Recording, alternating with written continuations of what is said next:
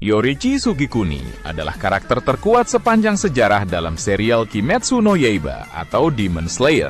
Sebagai pencipta teknik pernafasan matahari, sosoknya digambarkan bagaikan keberadaan ilahi yang terlahir tanpa celah di era Sengoku.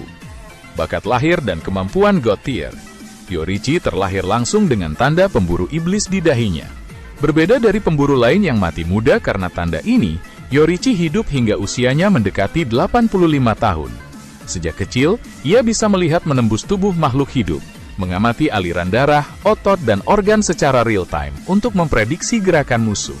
Ia juga bertarung tanpa semangat bertempur atau hawa membunuh, membuat prediksinya tidak bisa dirasakan oleh iblis manapun.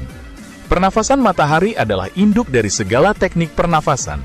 Karena orang lain tidak mampu menguasai kompleksitasnya, ia memodifikasinya menjadi variasi pernafasan air, api, angin, petir, dan batu.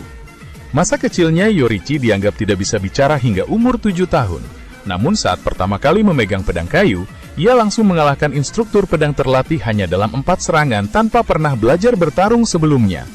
Setelah ibunya meninggal, ia pergi dari rumah dan menikah dengan seorang wanita bernama Uta.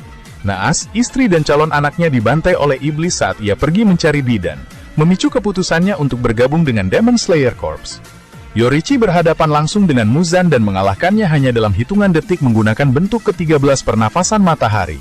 Muzan mengalami trauma mendalam hingga ke tingkat sel dan baru bisa kabur setelah membelah tubuhnya menjadi 1.800 bagian. Kakak kembar identiknya sangat iri pada bakat alami Yoriichi hingga akhirnya menjual jiwanya menjadi iblis atau Kokushibo demi melampauinya.